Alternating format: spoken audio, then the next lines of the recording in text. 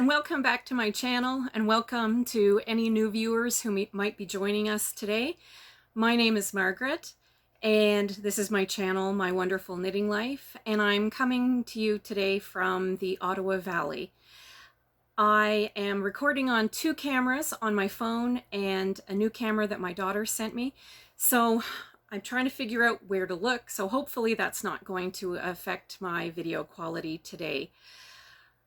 Just to tell you a little bit about myself, I am a knitter, I'm a crocheter, I like to weave. I also sometimes like to sew, and I do enjoy the outdoor life. And I also often like to talk about the two places that I live.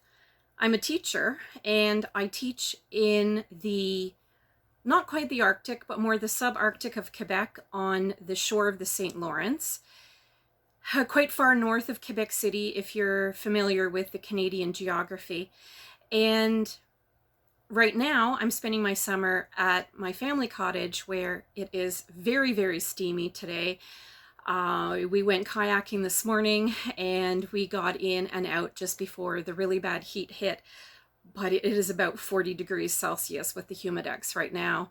And we are lucky we do have some fans running and an air conditioner, so we're well set up. But even then, the air conditioner is having a hard time keeping up because it is just so extraordinarily hot.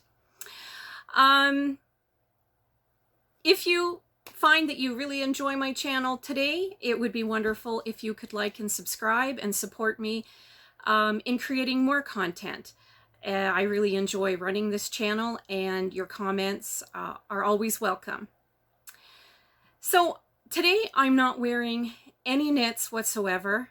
However, I do have a linen dress on, and as fiber artists we know that that's one of the wonderful fabrics for the summer and to beat the heat.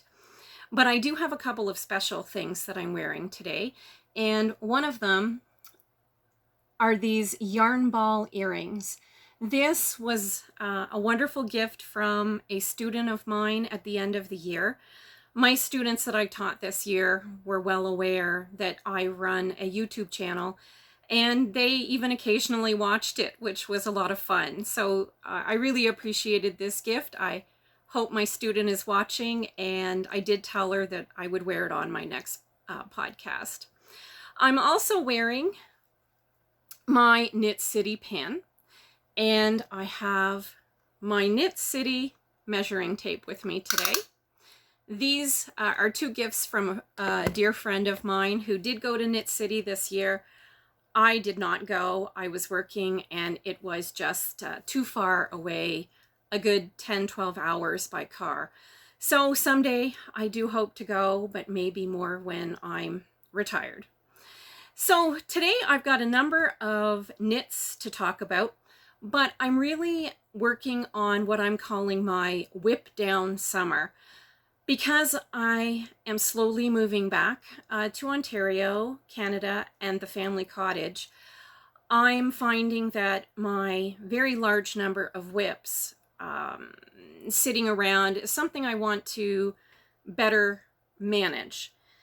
And I have found new inspiration with my whips lately, so I'm finding that I'm able to get to them and enjoy them.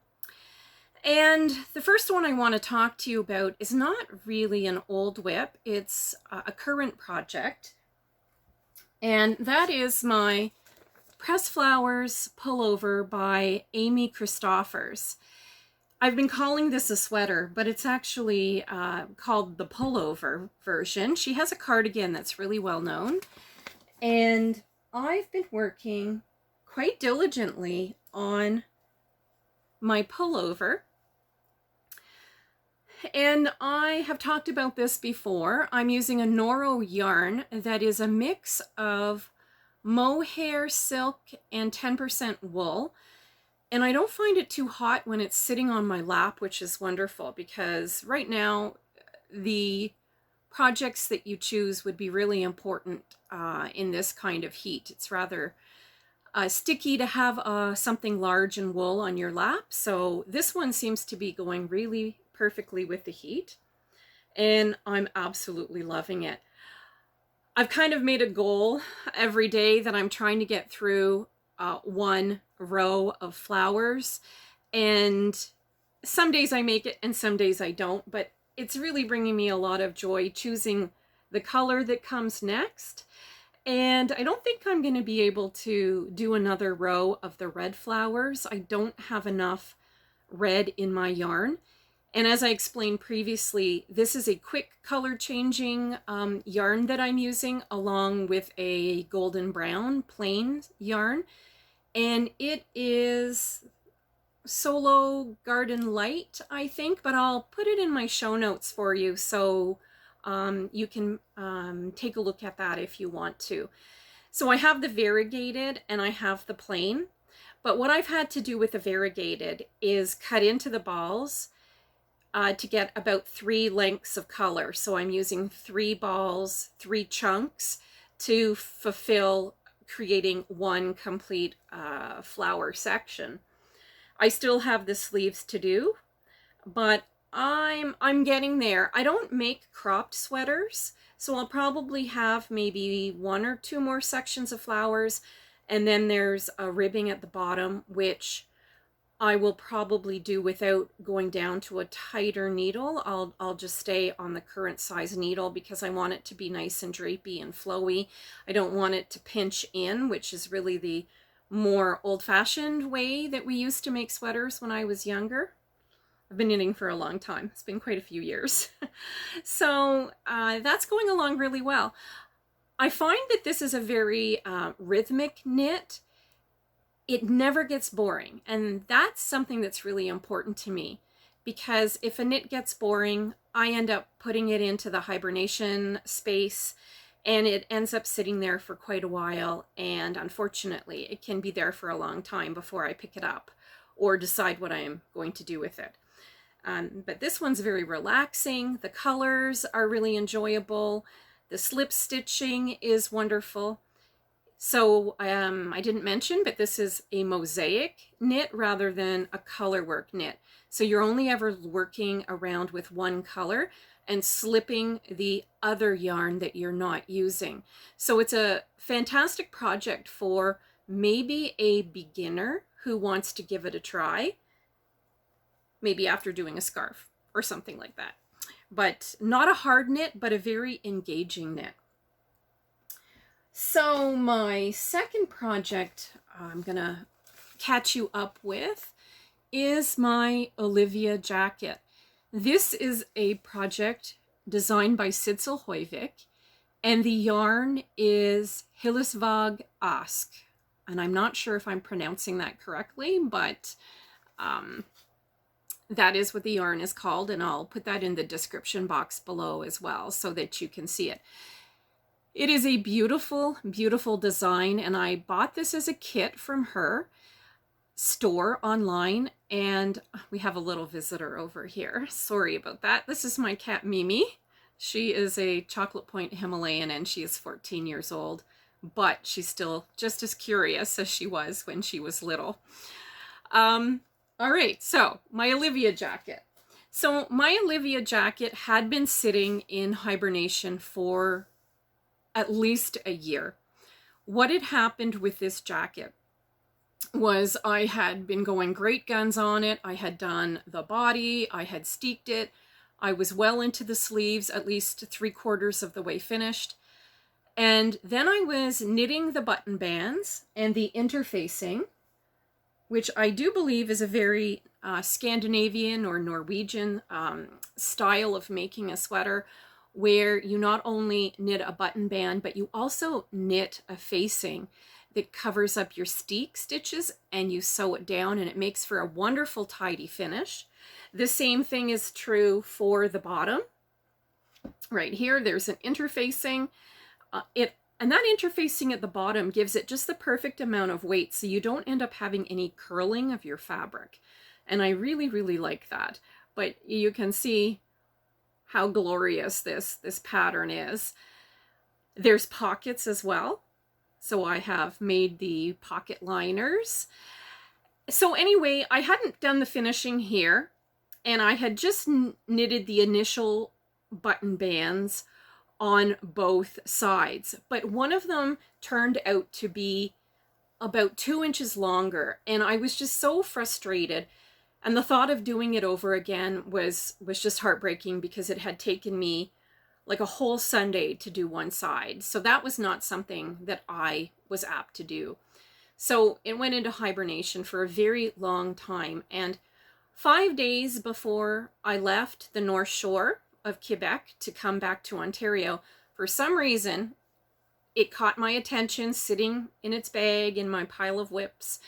And I picked it up and I reread the pattern, which is what I should have done when I became frustrated and put it to the side, because Sidsel Hoivik mentioned if the 2 button bands were not equal, and said when you're continuing on with the button band, it's a quick fix so long as it's not an enormous difference. When you're doing the crochet decorative edging for the button band, simply on both sides do some single crochet decreases to tighten it up. So I did that, and now they are perfect mirror images of each other. Both sides are equal. I'm so happy with it.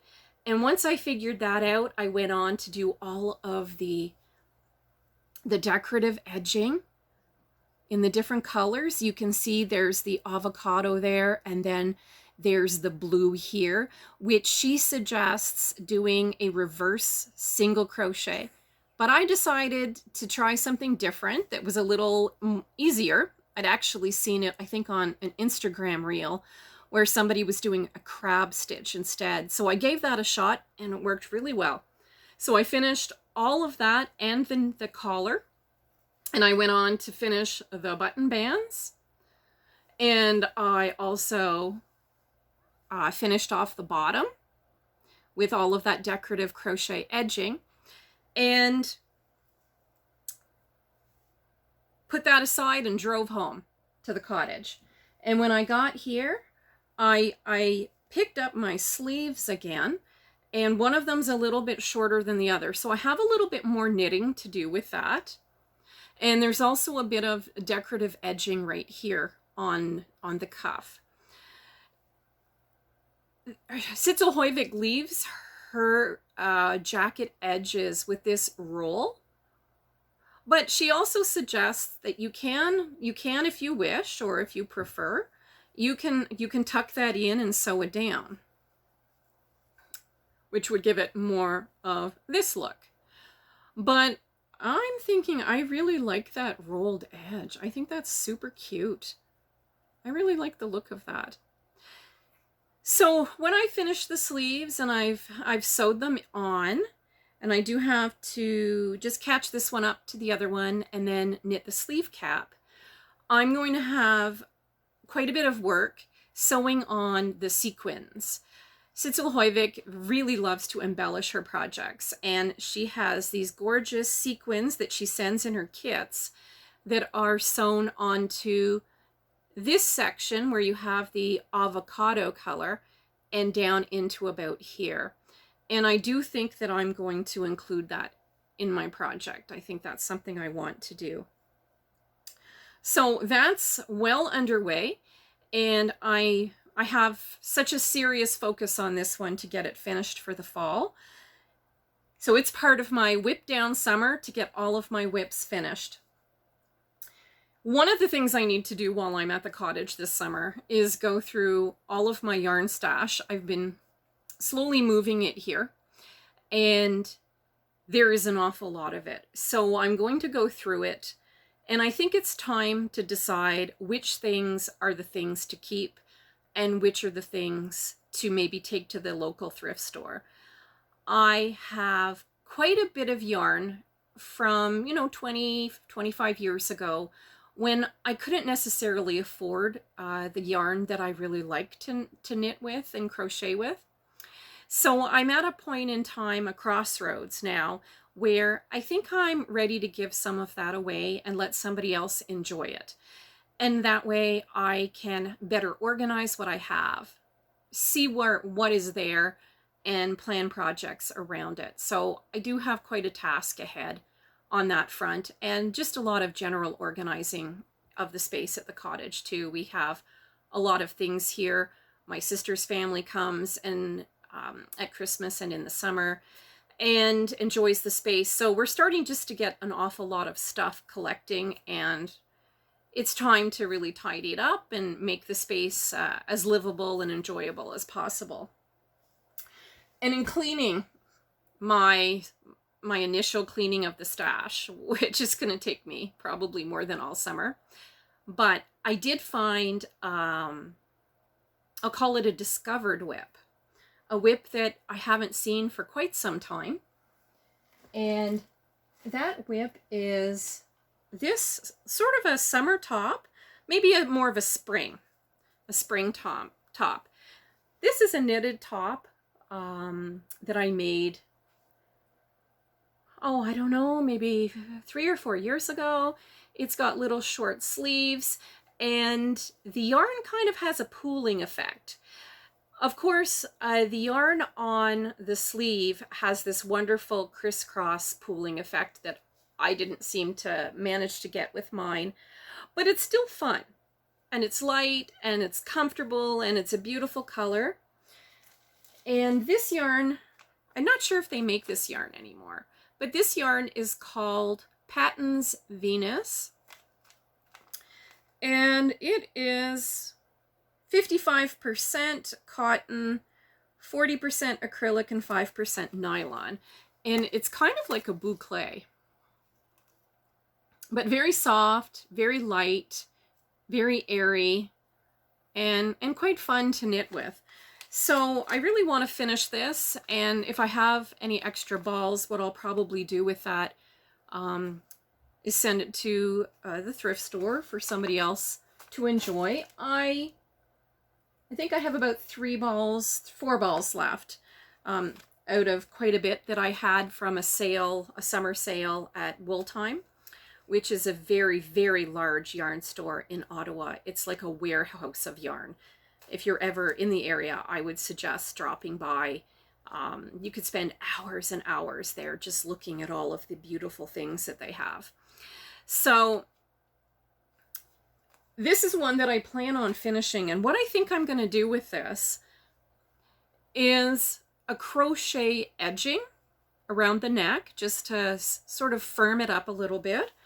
I think I'm going to do the same thing on the cuffs of the sleeves, but maybe a little bit tighter just to kind of bring it in, and then probably the same thing at the bottom because it's kind of rolling up a little bit, so it needs a little something to secure it, and I think crochet is going to do that for this top.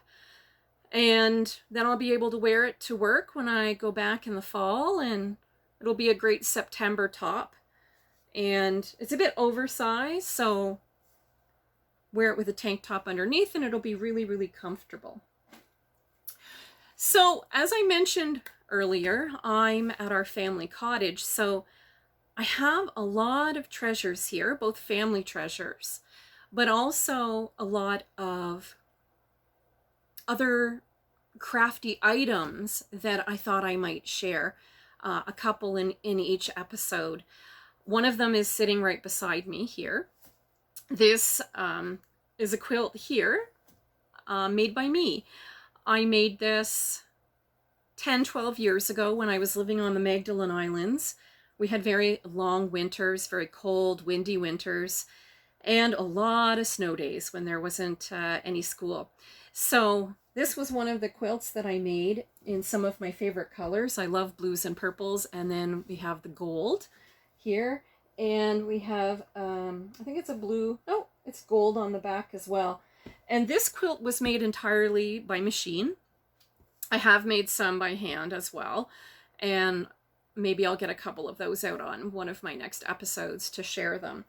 And I had a lot of fun finishing this off because a lot of the stitches in between each of the sections that are on the quilt, I use decorative stitches and gold and blue colored threads. So I don't think you're going to be able to see that from there, but if I hold it up a little bit, maybe give it a tug, you can get a better idea of what I did there.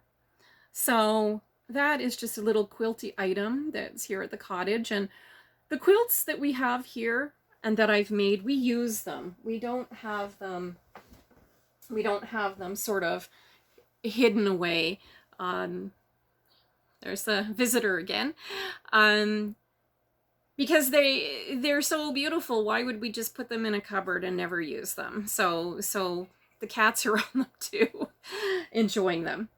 I have another quilty item to show you here. Little treasure that hangs in our dining room.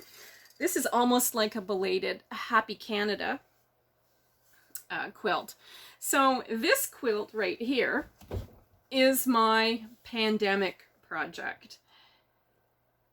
This project I bought as a kit from a wonderful store that is in the little town of Arnprior, which is probably 35 minutes from the outskirts of Ottawa, or the suburbs of Ottawa.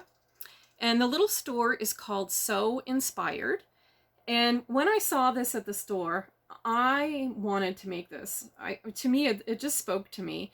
You know, I am Canadian, and the background is kind of like our flag. And these would be Canada geese, which is a bird that we really kind of connect with, being Canadian.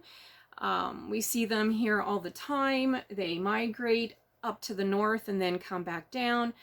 And I just adored this. So when the pandemic hit, our schools were closed right away for, I'm trying to remember, maybe about a month.